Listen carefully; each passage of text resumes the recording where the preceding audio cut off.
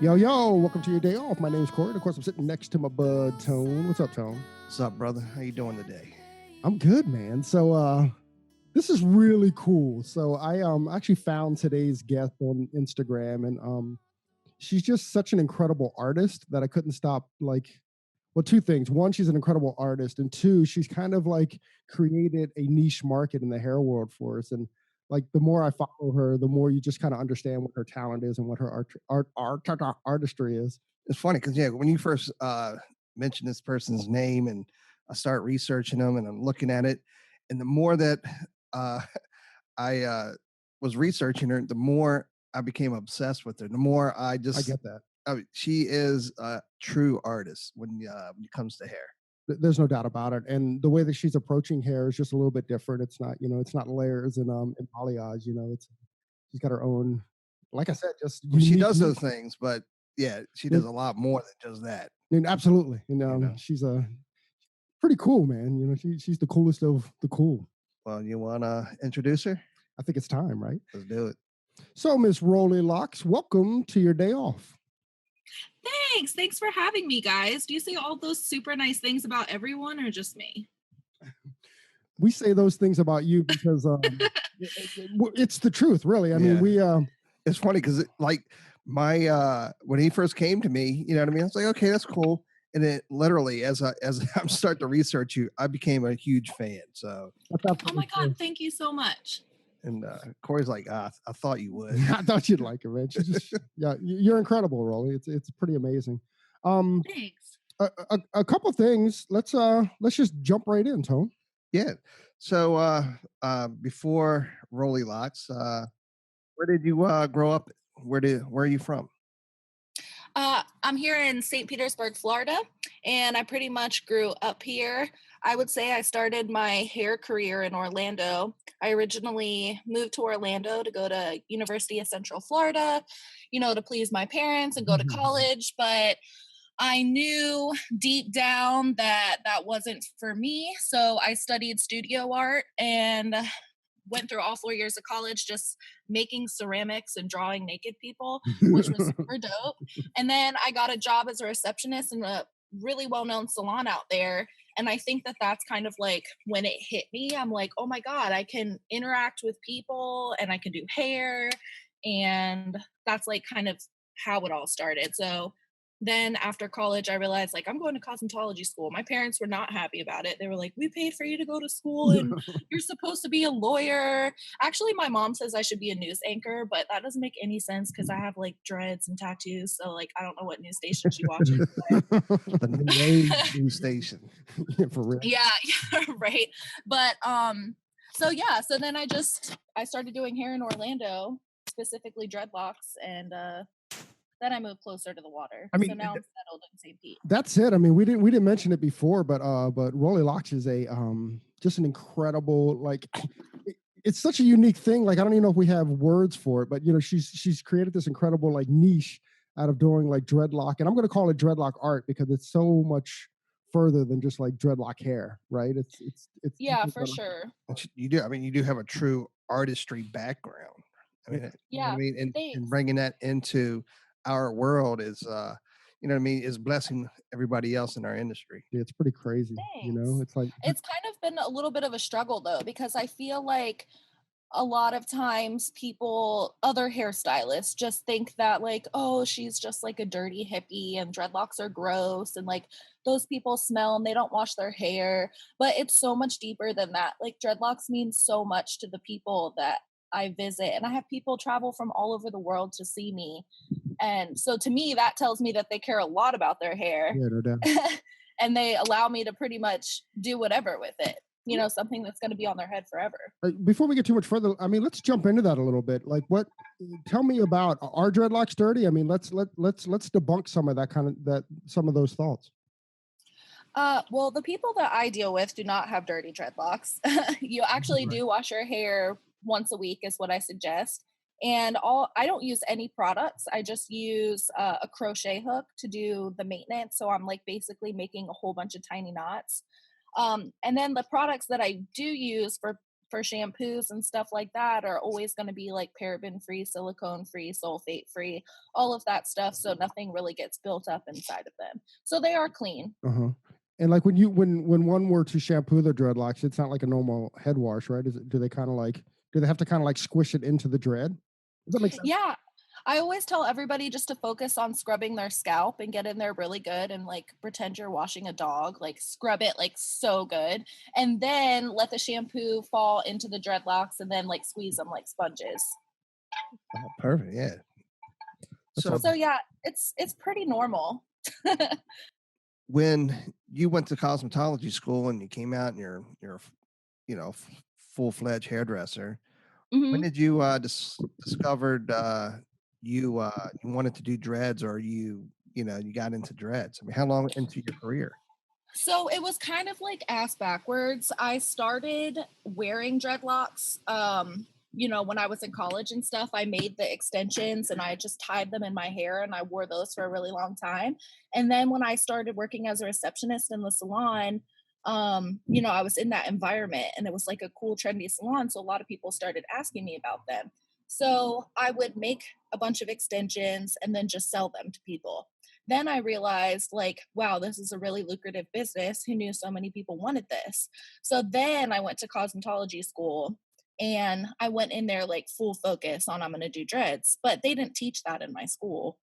But I was like self-taught and I knew I needed a license in order, to really make it. Oh man, that's pretty. You knew exactly what you wanted.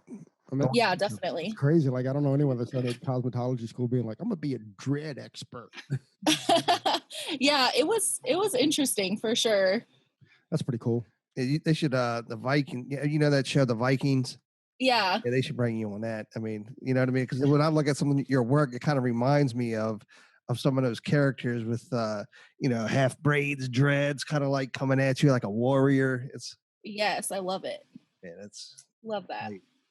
So you get out of school, and then because I'm looking at your other work as well, like some of your haircuts or colors. I mean, they're beautiful as well.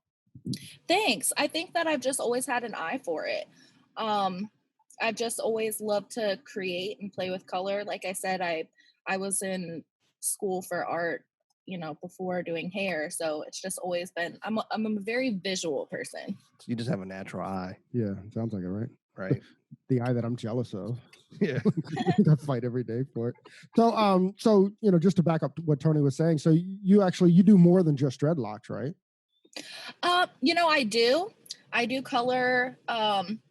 I do haircuts, but honestly, like not really. I mean, 98% of my clientele is dreadlocks. I'm happy to take on color clients just to give me that different creative element. Yeah. But I'm like so obsessed with dreads and my books are so full with that I can't really complain, How long are your appointments when you do dreads, or does it depend on the client? It does depend. It varies. Usually like a dreadlock maintenance. So somebody like Philip Wolf that already has dreadlocks and then their roots grow out and they get a little fluffy and frizzy. That I tighten them with a crochet hook. That usually takes 1 to 2 hours. And then if somebody were to start dreadlocks from loose brushable hair to locks, that takes about 4 to 5 hours, which is fast as shit. 4 or 5 hours. Oh yeah, I mean, it's a lot of work. Yeah, it is a lot of work. So doing it in 4 or 5 hours is impressive. That's very impressive, actually. It's pretty cool because, a lot of people with dreadlocks, since there's not too many hairstylists that do it, they've had like this vision of having dreads. So maybe they've had a friend or a boyfriend or something like help them with their hair. And I always hear these crazy stories like, oh, like just yesterday I was installing some synthetic dread extensions on someone. And she's like, it took 12 hours last time I had my friend do this. It was 12 hours. Like, I can't even believe it. It took an hour and a half, Wow. So she was just like totally shocked. Wow. So you saved her 9.5, 10 hours of her life.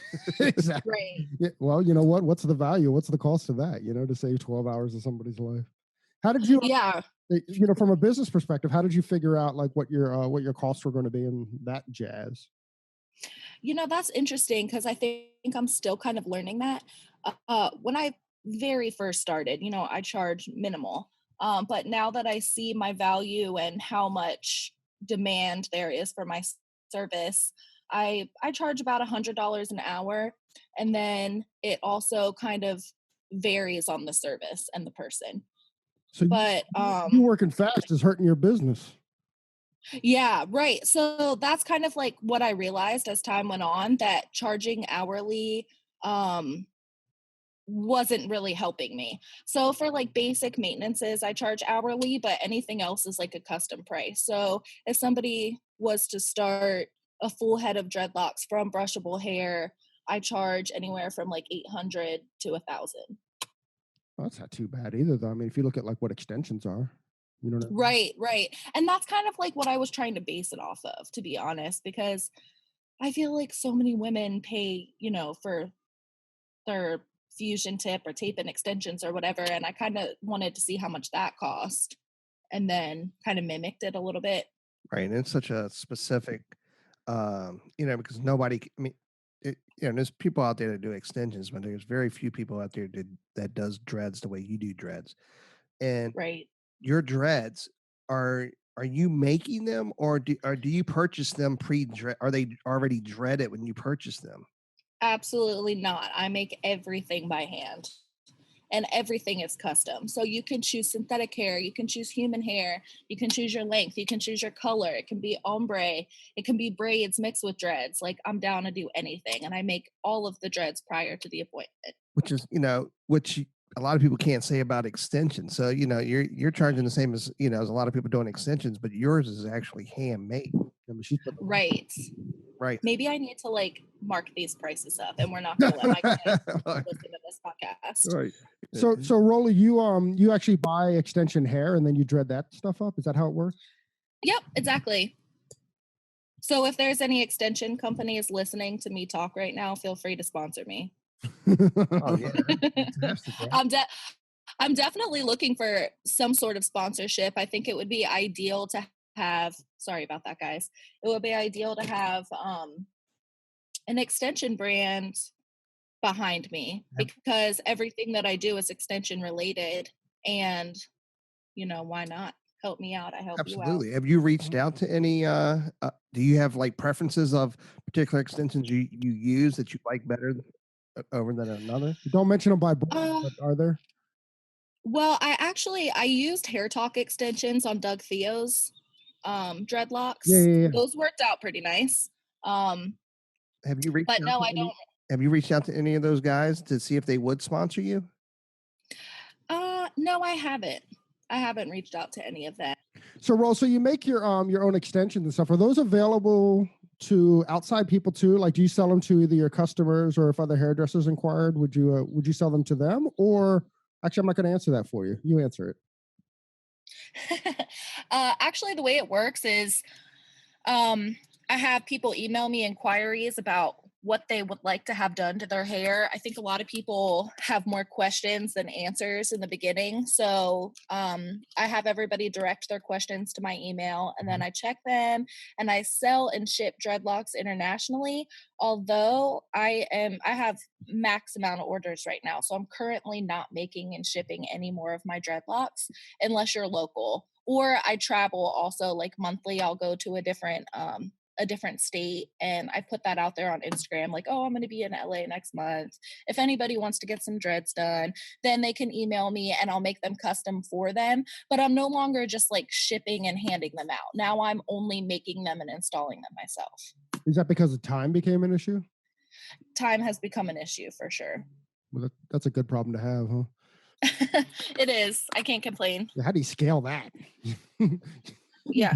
Bring on someone that you train, I guess, right? See, I've thought about that. I've thought about adding more people, to my brand and teaching people how to dreadlock and do all that. But honestly, like, I don't really want that. I don't want to be a boss. I don't want to have employees. I don't want that responsibility. I'm so happy with it just being me and Rollie Locs just being me. And like, that could sound selfish, like I'm not spreading the knowledge, but it's just like where my passion lies. Plus it's my baby. So I want to teach people how to do dreadlocks, and I want them to be like really great at it. And I don't want them to be doing it on people saying I taught them if it's not going to be perfect. So maybe down the road, but I don't foresee that anytime soon. Right. The Yeah. Rollie show. I like it. The Rollie show. We rolling with Rollie show. Yep. That's me. That's pretty cool. So what does a Rollie Loc appointment look like? So if I was a new client and I wanted to kind of make an appointment with you, I mean, how does since you're so booked up, how does someone make an appointment with you? Well, like I said, I have everybody that's interested in booking an appointment with me that would be a potential new client. They can send me an email, which is rolliestothe@gmail.com. And I do have somebody that I hire to like go through all of my appointments and do my booking. So it's pretty good. Like you will get a response and you will get on the book. So I would say just email me. And I pre-book all my regular clients. So like everybody that I've been seeing for years, like I just pre-book them and then I know when I see them next. Would they send a pic of themselves or, kind of what they... Yeah, usually I ask for somebody to send me, a picture of their hair and what they want done. Do they want, temporary dreads? Do they want permanent dreads? Do they want to add hair? Do they just want to use their hair? All that kind of stuff. There's a question. So when you use dreadlock extensions, how is it adhering to the hair? Does it braid in or tape? Yep. So I like section the hair the same way somebody would do box braids. And then I tie your hair around the dreadlock extension and secure it with an elastic band or a thread. And then they're worn for 2 to 3 months at a time. Then you take them out because just like any other extension, your hair slips or your hair grows out and the extension slips. So then I would move them up after like 2 to 3 months. So then the actual dreadlock extensions are going to last you a lifetime. Once you have them in your hands, then you just come in for like, move ups, reinstalls. And when you say move up, that's just moving up kind of like the extension. I mean, kind of the same strand. Yep. Because then like the extension flips as your hair grows. So I just move them up and reinstall them. So does the hair get matted like inside of the extension or, up the extension? No, actually it doesn't. As long as they're installed properly, I use like a basic 3-strand braid. And I also coat the hair with Redken's Braid Aid, which I love. It like basically gives your hair like a coating and also a grip for me when braiding. But I find it definitely keeps the hair from matting up. And you have to come in every 2 to 3 months. I mean, if you leave them in for a long time, then that's bound to happen. So 2 to 3 months, that's when your normal client is pre-booking for? Correct. No. That's for the dreadlock extensions. For natural dreadlock maintenance, I have people come usually once a month or every 6 weeks, either or. So every 6 weeks, a color retouch. Yep, exactly. That's pretty cool. God, there's so much to know about dreadlocks. Who knew there was so much to know about dreadlocks? Yeah, and right.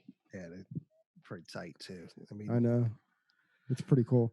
So I highly recommend that that our listeners, go to your Instagram account and just take a look at the magic that she's producing. Rollie, what's your Instagram handle? It's Rollies to the Sky, ROLLIES, the number 2, and then the sky. And that's your email address as well, correct? Correct. At Gmail. And yep. Do you have a website people can come check you out? Yep, it's RollieLocs.com. And how do you spell locks? LOCS. That's pretty cool. So Rollie, no cop outs, okay? Tell me right now what you're absolutely obsessed with. Right now? Yeah, right now. What are you absolutely obsessed with? You're not allowed to say world peace. You're not allowed to. Is there a record? Is there a shirt? Is there a lipstick? Is there what are you just absolutely obsessed with right now? Oh my God. I don't know if this is appropriate. Well, you can say it. Go ahead. I'm like currently I'm an avid pot smoker. and I'm currently obsessed with these things called shine papers. It's 24 karat gold rolling papers. So I feel like a straight boss when I'm smoking them. 24 karat gold. Yes. Papers. Rolling papers. And I'm trying to get sponsored by them. Actually, I think it's in the works. So I decided with my Instagram page, my stories will be like my smoking life. And then my page is my hair life, because it does kind of coincide. It is a true stereotype. Usually I'll say a true gangster, but a true Rasta. She's all blazed in her stories. That's pretty cool. Don't judge me. Hey, there's no judgment, man. We don't judge. Hey, it's legal in Maryland. We're cool, man. Oh yeah, sweet. It's not here in Florida though. Yeah, we won't tell anyone. Okay. That's why I'm leaving for Amsterdam tomorrow. I'm going for 420. No doubt, man. That's pretty badass. Yeah, 24 just trying to live my best life. That's like Goldschlagers, right? Didn't they have 24 karat gold in their alcohol? Yep. It's like the next level. Yeah. That's awesome. That is awesome. Well, Miss Rollie Locs, from her Jeep in her garage on a windy, cold Florida day. Yeah. Rollie Locs, thank you very much for joining us on your day off. Thanks so much, guys. I had a blast. I'll see you at premiere. Awesome. Please do me you. Hey, so there it is. Hey, this is a message that we've been trying to bring, I don't know, for the last couple of months, actually since we started the podcast. Hey, so if you like the podcast or if you find that it's useful, please leave us a review, a 5-star review on iTunes. Leave us a rating and a review. But if you don't like it, forget about it. Yeah, totally forget about this message. We also want to thank Sarah and Blaine from Pretty Gritty. Sarah and Blaine, they are a band out of Portland, Oregon, and we just want to thank them very much for allowing us to use their song "Pleased to Meet You" on our podcast. That's cool. I think you can find their music on iTunes. Peace and hair grease.